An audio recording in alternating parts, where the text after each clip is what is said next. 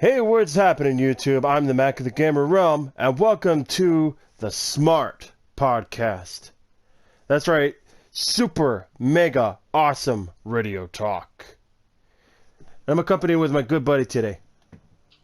Wolverine 59-1.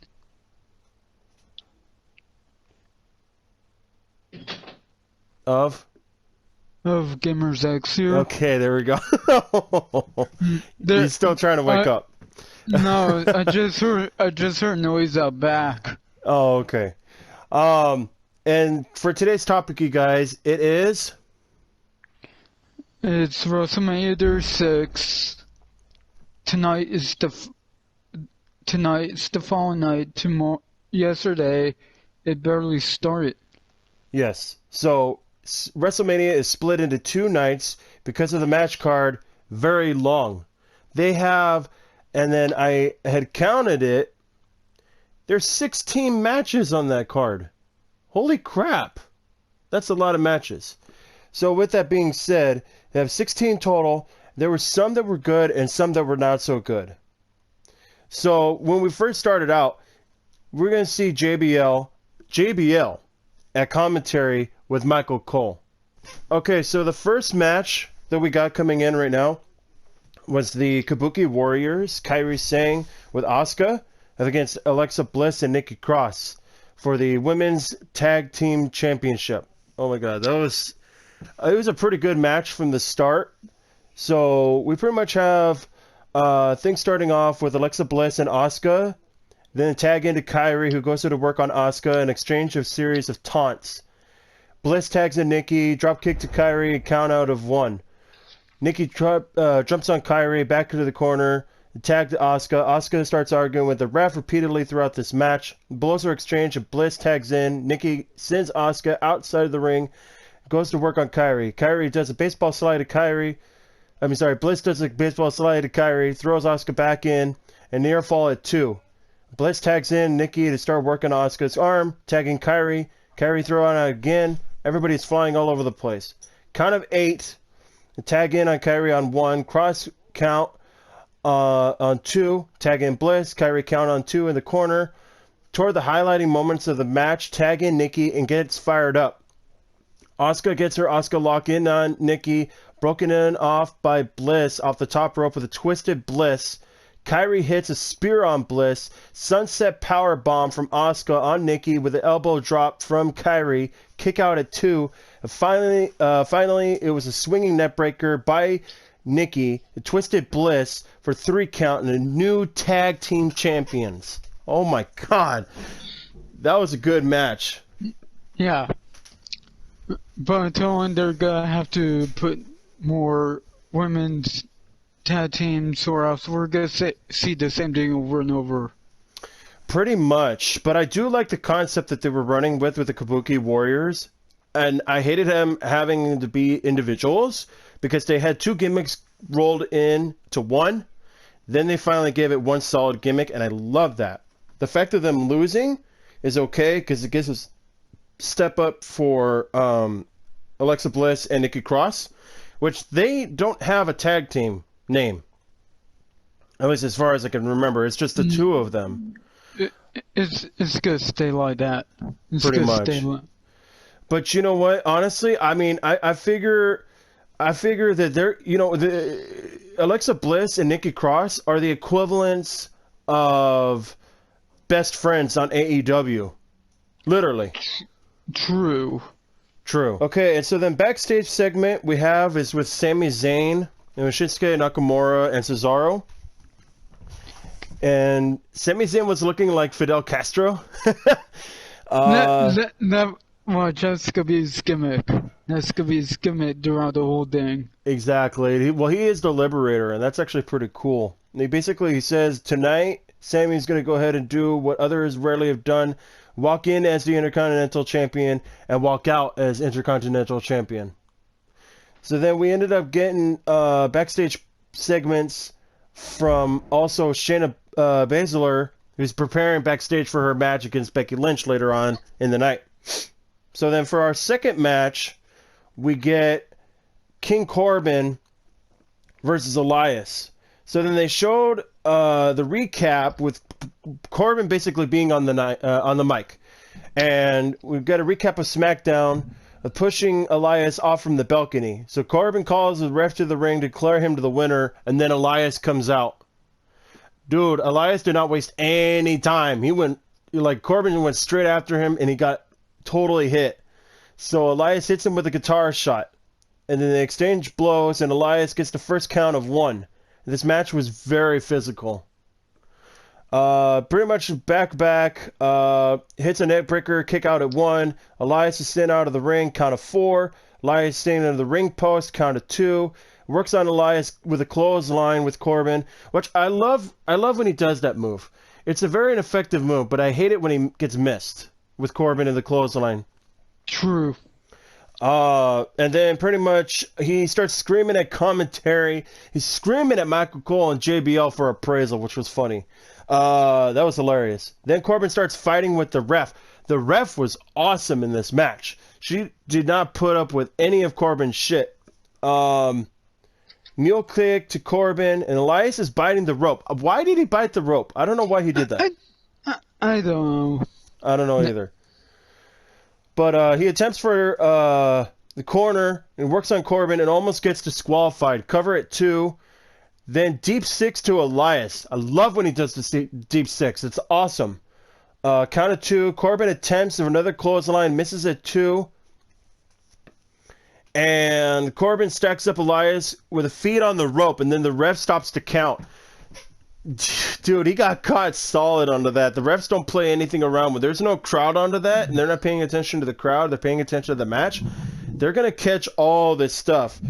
Then distracted by Elias, and Elias wins by a roll-up by grabbing onto Corbin's belt. Ugh, that roll-up. Corbin needs to stop eating it. That's his weakness right there. He has no body strength. He has nothing to work out with the stomach, so he's always not able to kick out. Although it's funny because when he went to 2 roll-ups, he kicked out of those, so I don't understand why that was going on. Maybe they just wanted to have it be comical at the end, I guess. All I know is I'm getting sick of this gimmick. I know.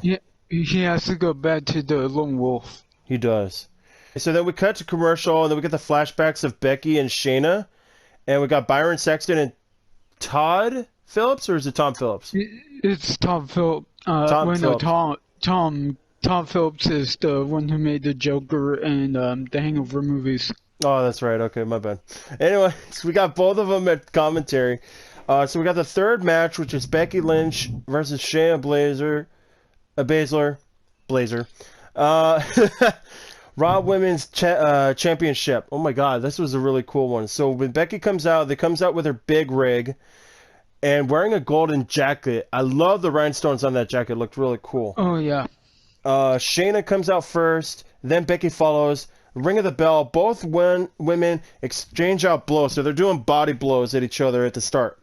Shayna attempts to do the Komuda lock early, and Becky slips out. Ref count of 4, and Shayna breaks count. Ref counts again at 7. Becky breaks count and throws Shayna into the stairs. Ref counts again to 5. Becky works Shayna into the corner, and Shayna knees into the face. Becky goes for the disarm her, and Shayna slips out and goes for the clutch. Misses, covered by Becky, count at 2. Shayna double underhook and a cutter. The ring cover. I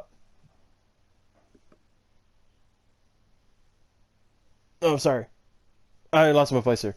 Cutter, count at 2. Becky attempts to disarm her again and misses. And on the apron, exchanges blows, and Shayna driven into the apron, center of the ring. Cover count at 2. Shayna throws Becky off the top rope into the armbar, reverses the count at 2, and Shayna steals the disarm her. So she started doing her own move against her. It counters, count at 2. Shayna on the clutch, and the rope breaks at 4 count. Becky and Shayna at the announcer table. And so Becky is getting swung. Just like how Liv Morgan was swung at the pod at Elimination Chamber. So she swings her twice into the announcer table. God. Count of 3 on break. And clutch again on Becky. And then the weirdest thing for the start of the finish. Becky flips over and Shayna count at 3 and she retains it. She basically busted what she did against Ronda Rousey at WrestleMania. Ugh. Watch, tomorrow night there's gonna be a rematch, and they're gonna give Shana the title. Yeah, they are. They're more or less likely will. If they get it on towards a repeat or something like that, they're like, oh, no, you cheated. And then be like, okay, then let's go again. And then she wins it. Well, okay, I guess, to kind of cover up for the mistake. But, I mean, at least you got media-wise you could count on for Becky Lynch rather than Shayna, because Shayna's more on the offensive side. Okay, plus, they don't really have anything for Shana on NXT anyway. Yeah, that's true. They need to have that going for her. Okay, so then our fourth match, God, we're already halfway there. So we have Daniel Bryan versus with Drew Gulag versus Sami Zayn. So Sami comes out of the ring, and so he gets a count of 3. So basically the match doesn't technically start. I mean, it starts, but then it doesn't start. So you get a count of 3, and then Sami slips out again in the count of 7. Daniel chases Sami, and he's met by Cesaro. Then he stops. Then on the opposing end, he goes around onto the other side, and then he gets met by Nakamura. So then Sami goes right back into the ring, and then Daniel chases him out and attempts onto a count of 5. Daniel stops him up onto the ramp and throws him back into the ring. So pretty much he's like, oh, just go on ahead. Hey, Drew, let him go. Like, let him go. So he makes his way up to the ramp, stops him at 5, and gets his butt back into the ring. Then Gulag stop. Let's see.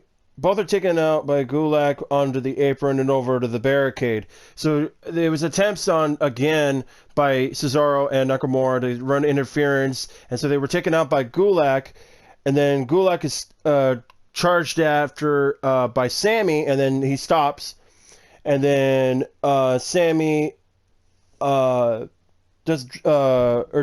back into the ring. He gets thrown back into the ring, back into control by Daniel Bryan, and drop kick onto the top rope. And then Daniel Bryan does a kip up with a work on Sami and submission. Then he goes into the corner and slaps Sami around. Series of kicks, and Sami lands in with a clothesline. And then Daniel does his yes kicks. Gulag starts doing yes chants, and then he's attacked by Nakamura and Cesaro, and he's driven into the steps. Daniel dives to them, then back into the ring. As soon as he goes back into the ring, he hits a hula kick, and then Sami retains it. God. I mean, I like what they're doing here, but come on, you don't need that much interference to do your match. You could do it on your own. Yeah, but we knew that because Daniel Bryan's going to retire, he's not going to have the title. Exactly. He's only good for just a couple more months, and then he's going to just retire. So there's no point in giving him the title anyways to begin with. Besides, didn't he already have the title to begin with anyway? Yeah, when he was doing his heel run. Yeah. And then, if I remember correctly, Bray Wyatt got it, and then they did a feud, and Daniel Bryan came back as, well, his old gimmick. That's right, I remember that, yeah. You know, that was good. But, from what they know, they shouldn't have... It still irks me that they just kill off Kofi having the title. He could have had a little more, and then they could give it to someone else. Yeah, that's true. Okay, 6th match that we've got going on here.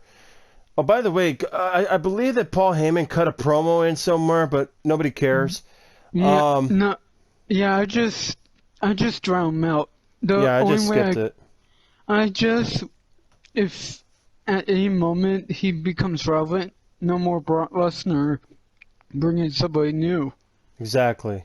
He was more interesting with CM Punk. Exactly.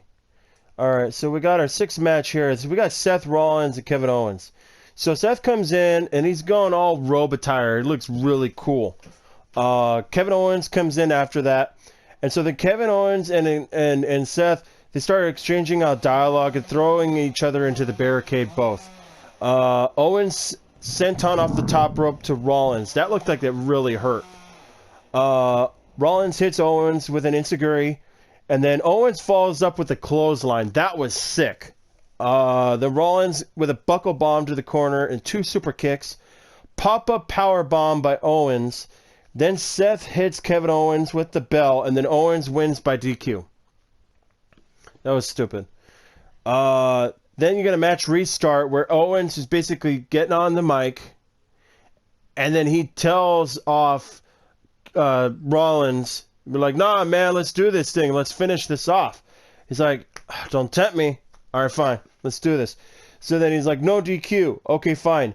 So then you ended up having Rollins with some serious dialogue, and he's like, you reap what you sow. And he's just hitting him hardcore with all these chair shots. I could hear that. It was really nasty. And then you have Rollins who gets hit in the head with the bell by Owens. Then Owens gets placed on top of the table. And Owens climbs up on top of the WrestleMania sign. Dude, he's like 10 feet up in the air. I know. And then he hits Rollins straight through the announcer table. I'm like, oh my God. And then Rollins and Owens get back into the ring. And he's hurting. Rollins is like dead up to this point. And so then Rollins is pleading to Owens. He's like, it doesn't have to be this way. Come on. And then Owens is like, oh, hell no, man. I got that. And so he hits him with the stunner and bam. So Owens hits with the stunner and then he wins it. But wow, that was a really brutal match. It was good. It was good. They went all out. It was like a takeover match. True. So then we get a little segment at the end of all of this with R-Truth and Gronk with Mojo. And so R-Truth is just shooting himself off on the European 24/7, 7-Eleven, whatever champion. And then Gronk goes in and he just knocks him straight forward, goes in for the pin. Then Mojo throws him off. He's like, no, not right now. No, mine. And so he hits him. And then now Mojo Rawley is now the new 24/7 champion. And that's it. Yeah, that was weird. Well, it's just going to be Rob going in and getting the 24/7 title. Yeah, it is. Well, I mean, it's going to lead up for tomorrow anyway. Yeah. Then we have our final match. Or, I'm sorry, I correct myself. We have the 7th match. So, we have Braun Strowman versus Goldberg. I'm getting so excited towards the last match because it was the best one. But we have Strowman. So he comes out first, and then you have Goldberg who follows. So Goldberg is the first one to hit a kick into the midsection of Strowman, and he throws him into the corner. So they start going off on the blows and everything. And then Goldberg hits one spear. Then he hits another spear. Then he hits a third spear. He hits 3 spears. And then, I think that they weren't going to attempt to go for the jackhammer because frickin' Strowman's huge. So then Strowman goes in and he powers him off with a power slam. And he hits another one. And then he hits a third one. So you figure he's going to pin him up to this point. It's like, pin him, damn it. But he didn't. I'm like, what are you waiting for? Get him now. He's already down. No, he goes for the 4th power slam. I'm like, would you just cover him already? Good God. And he covers him. 1, 2, 3. Bam. And I'm like, oh my God. It was such a weird finish. But it was like, okay, fine. At least he killed Goldberg. And that was okay. So then now we have Braun Strowman as the new Universal Heavyweight Champion. I'm okay with this. I am okay with this. Yeah. I mean, it was supposed to be Roman, but due to circumstances we barely found out on Friday, we were going to get this. Yeah, and there was no storyline build-up either. I mean, they had at least 2 weeks to kind of talk about it a little bit. No, they just announced it, literally on Friday night. Oh, yeah, Strowman's going to be in this match. It's like, okay, fine. I guess that works somehow. I'm okay with that. But this should have happened for Strowman at one of the Sally shows. He should have had the Universal title. And oh yeah, he should have had it a long time ago. And they screw him out of that, so we got Brock. Exactly, and that was really stupid. I hated that. Okay. Final match. You're excited. I'm excited. I know. Yes. So we have Undertaker versus AJ Styles in a boneyard match. I didn't even know when the hell this thing was. I didn't have time to write about it. So you might as well go ahead and start. Okay. Well, how the storyline went was, we knew that there were rumors that this match was gonna happen. But AJ Styles for weeks on end was referencing Michelle McCool, and I don't want the Undertaker for now who takes selfies and whatever. I want the Undertaker of yesteryear. But Michelle probably has her balls in her purse and da da da. So, I mean, he's pretty good as a heel as much as he is a face. True. But, man, one thing you don't want to do is piss off a guy that could throw you to the side of the room. Oh, seriously, yeah, no, he's a complete powerhouse. Even for his age, he's really nuts. So, we find out that it's going to be a boneyard match, and whatever that means.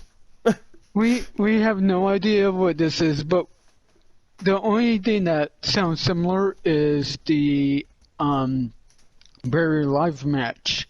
Yes. So first, and this is like very cinematic. This is what we need. This was like the Hardy compound. This looked like the Bray Wyatt and Randy Orton match. True. This is, if they keep this up, because Aleister Black is almost the same way. Pretty much. If they do this tonight, I'm going to be impressed. So we started off and we got AJ Styles, you get a close-up of the hearse. And so you're like, what the hell? Okay. And you got two druids who come out. And it turns out that that's the OC. So then you got AJ Styles who comes out of the coffin. I'm like, aha, okay. That's pretty cool. And then you hear this motorcycle. And, well, first I thought was the Kid Rock song. No, this was from Metallica. Yeah, this was Metallica. That was awesome. And so here comes Undertaker on his motorcycle. And he's all decked out, dude. It was awesome. Yeah. So I guess he was doing the Big Evil? Is that what he called it? Yeah, I think it's gonna be the hybrid of Big Evil and All American Badass. Yeah, because the All American Badass, he wore denim to the ring, and he kind of did his hair a little bit. But this one is more of the dark side of him, with basically him being Big Evil, and God, that was awesome. So then he just comes out. And he goes to work out on AJ Styles, and it was just freaking nuts. Like, he throws him up on top of the hearse, starts pounding on him, and I think AJ threw a rock at him or something at some point. He drew a rock at him, yeah. Threw a rock at him, threw dirt into his face, and he starts pounding on him on top of the hearse. And then they exchange out blows onto that. And then they take it over to, which, by the way, that was a tractor, by the way. Okay, tractor, yeah. So, go ahead. So it goes on more, and then we get to, the tombstones.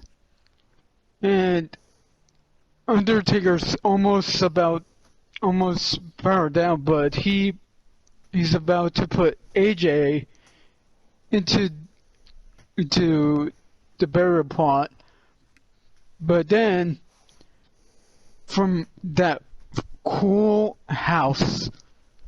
Oh, I think it was a barn or something. Yeah, or some kind of big shack.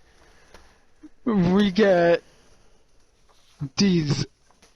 I thought for a second that this was gonna be a callback to the Ministry of Darkness. Oh my god, yeah. It was I weird. thought- Like, all these hooded guys just came out of the barn with a flash of the light, and it's like, oh my god, what's going on? There was 8 of them. I thought, okay, this could be the Ministry. Until when Undertaker's like, I'll fight you guys too. I don't mind. Oh, and then he just one-shots everybody. Cleans them And- out completely. I think they were NXT stars, probably. Yeah, watch, That's what they're saying. One of them's gonna be Matt Riddle. Yeah, I could see that happening. But he would be too stoned to even know what's going on. Okay, so, and then DLC are there. Oh, yeah. And they're doing a double team on Undertaker. AJ comes out and hits him with the shovel. Knocks off the spade of the shovel, mind you, into the grave with Undertaker falling in it. And then he goes to the tractor, thinking, okay, I got this, I'm gonna bury him. Until this comes out like Nightmare on Elm Street here. Yeah, Undertaker freaking teleports. And he teleports right behind AJ. And he's like, what the hell? Oh my god! He throws him off the tractor. And then they start going out at it again. And then they go on top of the shack. Yeah, on top of the barn, the shack. And the OC is up there with them. And they try to do again on their tag team up against them. Mm-hmm. So it's Bad first idea. Gallows. Gallows goes after him first, and he essentially tries to take him out first, but then he gets thrown off immediately. So then Undertaker works his back over, and then he heads over to Carl Anderson. So then Carl Anderson's trying to go out, and he gets picked up by a tombstone, and then BAM! He just gets smacked by the tombstone right on top of the barn metal plating. So then he heads over to AJ, and he got... Oh, by the way, you got fire all over the place, mind you. Oh yeah. The fire shoots up, he starts spitting out fire on the ground, or up on the roof. For a minute, I thought Kane was gonna show up. Yeah, I thought Kane was going to show up too. He busted at Kane. And so then he grabs AJ on this moment, grabs AJ, and he chokes, or did he choke something? No, he just grabbed him and he threw him off, right? Yeah. He just throws him off. Throws him off, and he lands onto the ground, onto the wood plates on the ground. Like he must have landed on a pallet or something. Freaking caved that thing in. And I'm like, oh my god. That was incredible. And then Undertaker's down. And then say my wife's name again. Oh yeah, he started say my wife's name again. How Come old am I? It's like basically this is what you don't do in a biker bar or anything. Oh yeah, When you no. Because all that shit that they'll remember, it'll come back at you. Yeah, it's basically like when you go to a biker bar and you weigh about $150 and you're about maybe I want to say about maybe 5'5", so you weigh $150, you're about 5'5", you're going after a guy who's like 6'3", 6'4", who weighs about 250 pounds. You're like, let's go, pal. He's like, I don't think you want to do that. I'll take you on. I'll eat you alive. I eat nails for breakfast without any milk. I mean, basically, it's like right there, AJ should be like, okay, I should have really considered this. Yeah, he should have. So, and then it keeps going. the same dialogue over. Even my favorite part. You want to do this, AJ? You want to do this? Yeah, this is what you wanted, isn't it? Oh my God, that was beautiful. And then AJ recuperates, does a low blow. Yes, he did. And then he tries and then as soon as Undertaker kind of gets to, he flips him off. Oh my God, that was awesome. Flips him off, and then he throws him into the grave, and he's just planted. Like, AJ is just done. He is planted. So go ahead and wrap it up. And then Undertaker gets onto a tractor, buries him, until we just see AJ's hand, which right there we could have seen it too sweet. We could have seen it too sweet. We could have seen him flipping off, a thumbs up, anything. We just see his glove hanging outside of the grave under the dirt. I'm like, oh my God, that's just awesome. And then Undertaker gets onto the motorcycle, and then he basically goes on his ride. And then with one hand, the Undertaker symbol comes out of the shack. Oh, and with fire and everything, like this full-on laser. That was so cool. And then he just rides off with the rock music. I'm like, oh, I don't know how they're gonna top that. That's got to be the match of the night. Yeah, that's how. If there's gonna be one more WrestleMania match next year, watch. By some chance, maybe it'll be Sting. Maybe. True. If Sting's up for it. If they're gonna go with it, but right now they're way too old to do anything about that. I don't think they're gonna go through with it. So we got the matches for then. That's all the matches there. Yeah. So the matches for tonight, basically, we have John Cena versus The Fiend, Bray Wyatt, in a Firefly Funhouse match. They were sort of thinking, okay, we did good with the Undertaker AJ Styles, we gotta do something with Fiend Bray Wyatt. You gotta at least come up with something good to equal it, or something to top it. Which I don't know how in the hell you're gonna frickin' top that thing. But they'll probably do what they did with Randy Orton and Bray Wyatt. They'll probably do that kind of thing with the old shack, basically the full Resident Evil 7 look. That was pretty cool. So, and I hope that Bray Wyatt retains his confidence, because he needs to win this. Otherwise, it's all for nothing if John Cena just buries him again. Well, thing is with why Bray Wyatt lost is, well, Goldberg didn't have a gimmick to go back to. John Cena does. He can lose and he'll go back to the Doctor of Thugonomics. Yeah.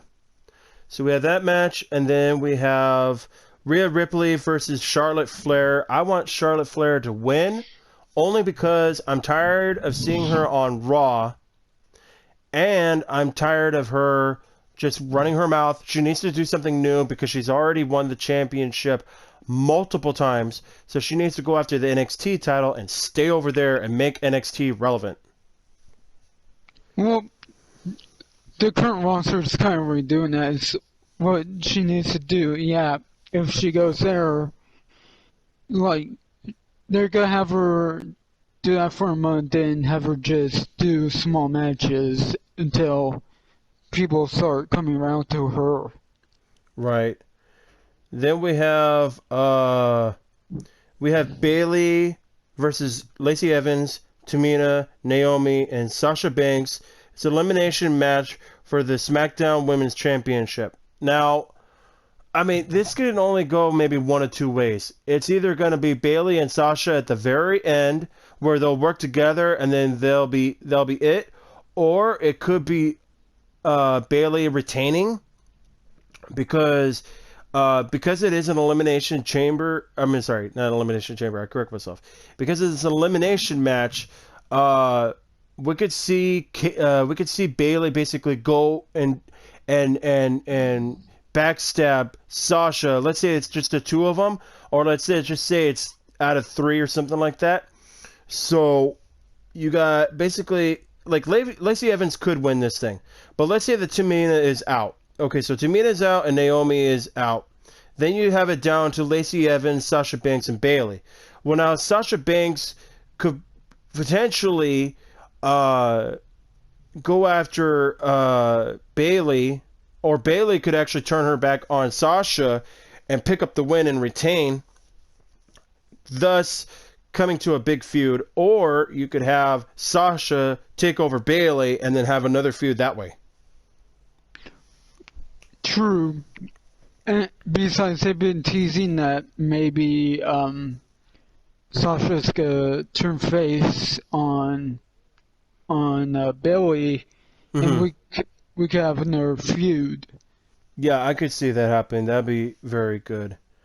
Next, we have the Raw Tag Team Championship with the Street Profits and Austin Theory and Angel Garza. Okay, because of the circumstances and I guess due to injury as well, for I'm still forget Andrade. There we go. Yeah. So Andrade, he's out. So Austin Theory took his place, which above all people, I'm really questioning why they used Austin Theory. I mean, I know he can run his mouth, but he's not that good. He still has a long way to go. And honestly, I hope the Street Profits retain, because like Austin Theory has no business being in that match, especially for the titles whatsoever. If it was a single match and build up toward it, I can get that. But he's way too young. He's only been doing this thing for about a week. What they should have done was make Humberto Carrillo heel and have him tag with Angel Garza. Yeah, that would have been better. Then we have Aleister Black versus Bobby Lashley. Okay, this might not even happen. It might happen and then it might not happen. I could really care less. I mean, I want Aleister Black to win, but then I also kind of root for Bobby Lashley, but then we have to hear Lana talk. And I don't want to hear that. She was horrible right then and there. Yeah. I didn't. She went way too over the top on her promos. All they did was give Rusev the backing that he needed, and it just completely ruined her out of the process. True. They just made her Vicky Guerrero. Yeah, but I'd rather listen to Vicky Guerrero than listen to her. Like, hands down, I'd be much more better with that. And then we have Edge versus Randy Orton, the last man standing match. That's going to be good, and we need Edge to win. Edge needs to win. He's been gone for 9 months. I'm sorry, 9 years. I correct myself. He's been gone for 9 long years. He needs this win. He needs to make this his WrestleMania moment. If they screw it up, that blows everything out the window. Randy Orton does not need this comeback. He could feud with Edge again. True. So we want Edge to win. But there's going to be a documentary after WrestleMania about Edge's return. True. And I can't wait to watch that too. It's going to be good. Then we have Otis versus Dolph Ziggler. Oh my God. Can I talk about this one? Yes. Okay. So this whole thing with Otis and Dolph Ziggler. So this all started around about Christmas time. And so Otis is kind of having a little bit of a back and forth fling with Mandy Rose, which is awesome. I was so full in support with this thing. And then come around toward Valentine's Day, he gets up the courage and he asks Mandy out on a date on Valentine's Day, which she accepts. And straight up, like, things are going all perfect, and then he gets his heart broken because Dolph Ziggler is there on his date because he receives a text message from Mandy Rose, quote unquote, that she's going to be late. So he shows up late. come to find out that on Friday Night SmackDown, the truth was revealed by none other than the Mr. Glitch himself, which was pretty much Mustafa Ali. It basically was showing the truth that it was all a setup by Sonya Deville, that she ended up sending that text to Otis telling him that Mandy was going to be late. So then Dolph made his way in, and the two of them, they both came into the plan, and so then Dolph went over to the date prior to Otis showing up. So then we have this feud, which on the last SmackDown, Otis was being shown pictures on Instagram by Dolph Ziggler, and he pissed him off. Ziggler did the wrong thing. He pissed off a very bad, evil, horny man. And so Otis goes after Ziggler, throws him around, and Ziggler totally sells it, which was awesome. And he runs away. So then he goes after Miz Morrison and starts hitting him around, smacking him into the barricade. And then he starts doing chair shots until Tucker calmed him down.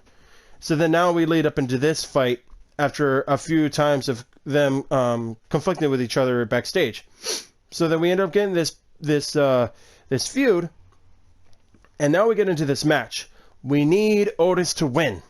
He needs to win this match. Of course. And, well, right now, things with Sonya and Dolph, they're already getting heel heat anyway. And Mandy is starting to realize all this stuff. And it makes me question, is Mandy going to be in Dolph's corner tonight? I would sure as hell hope not, because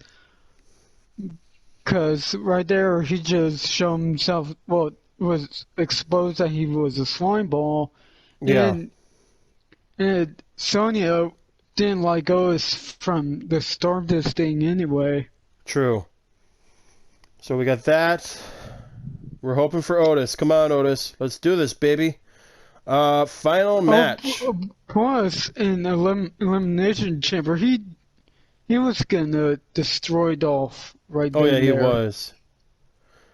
So our final match, we have Brock Lesnar versus Drew McIntyre. I'm going to say it hands down. We need Drew McIntyre to win this. He's been having a storyline build up so much that he needs this win anyway. It's plain simple for anybody who listen or watch my videos.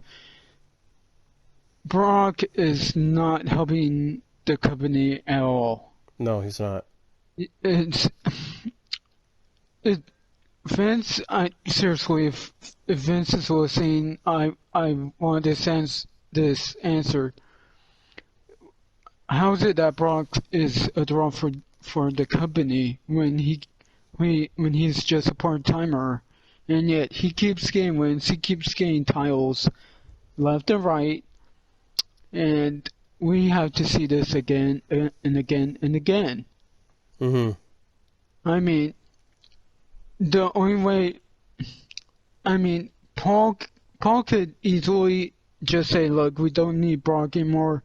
We could have me with somebody else so that way I could prop them up. That's what they did with CM Punk. That's what they did with others besides Brock. But yet we keep seeing this over and over again. And everybody across the board, well, except fans who like Brock Lesnar, and that's fine, but it gets annoying every time. We don't need Brock anymore. He could have just retired as well. Yeah, no, he needs to get the hell out of here. It's really bad, and I just don't approve of it, and especially since they've been building up Drew for so damn long. He needs this win anyways. Like, he's already gotten the hugest pop from the crowd at the Royal Rumble when he kicked his head off on Brock Lesnar. He kicked Brock Lesnar's head off and landed him over the top rope. Like, and then multiple Claymore kicks on the Monday Night Raw. Like, he's got to win this. If they don't have him win this, like, I don't know. I'm going to, like, throw my TV outside. I don't know. I'm going to be so pissed off. seriously, this whole thing, this reminds me when Eric Bischoff was trying to bring back the NWO, and Yeah. and he kept having the NWO have a lot of wins, and that's what made people turn off from WCW. Mm-hmm. Vince has to, seriously, I wish Eric Bischoff went to Vince's office right now and go, you have all my episodes on the network. Watch the latest ones that ruined me. Mm-hmm. Do you really want to go this route? Yeah, he's basically he basically overpowered Eric Bischoff, and then now he's basically going back to his old roots. It was so bad. I mean, seriously, this is why WWE has to go to the competition route. And Vince doesn't like competition, but yeah, it's like, well, too bad. People are tuning into AEW, MLW, New Japan, Ring of Honor, and they get the biggest pop ever. And yet, True. WWE right now needs that pop. And I've been saying this, Triple H should have the company. Unfortunately, he has to go through Stephanie first because she's basically the next one in line.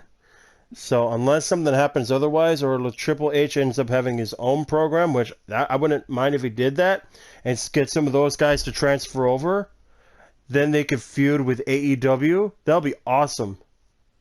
True. And I think that's what Triple H wants to do. He wants to set up his own program, so then that way they could feud with AEW and basically have good wars with each other like that. I mean, seriously, like Cody Rhodes, he does it good. He knows that he needs competition, but seeing as AEW just kickstart, he doesn't want to go right at the head and start competing at the moment. That's one of the things that Bischoff did, and that was what almost killed him in the beginning, which it did good, but he just went right ahead and went, you know what, I could take on Vince. I could take on WWE. Mm-hmm. And, well, I mean... But they've been pretty solid, though, thus far. I mean, there was one time or two where they kind of had some sloppy starts. It was like sloppy in between and all that. But that's okay. I mean, programs always have that kind of thing. I mean, he got right away Kevin Nash, Scott Hall, and then Hulk Hogan. And that's what got Vince to go, you know what? I'm going to do the Attitude Era. I'm going to make it TV-14. And I'm going to bring in new people. Undertaker, The Rock, Stone Cold, Triple H, the DX. And that's what got people to watch WWE. Mm-hmm. Vince was great like that. But now, he's fastly becoming Bischoff. Exactly. And, all right. And right now, we got this. So exactly. Come on, Vince. Vince, no more Brock. He's not the draw. No, he's not. And I can't wait for tonight, you guys. This is going to be really good for tonight. We'll go ahead and do another podcast for tomorrow as well, more or less likely, because we're going to be watching it tonight. We won't have time to talk about it, really. We have to prepare, but that's okay. So that's it, you guys. Be sure to go ahead and hit a like on this video right now. Let's see if we can hit up to, let's see how many. Maybe 50 likes? I think that'd be pretty good. Let's see if we can hit up to 50 likes right now. And then also go ahead and subscribe if you haven't already. Check out both channels. We're part of the Gamer Alliance, so you can check out all the information down below in our description. At the same time, you guys, we're going to get a Patreon set up as well, so you guys can follow us out onto there and all of our other social media so you can keep up-to-date information. Hope you guys all enjoy tomorrow night for Raw.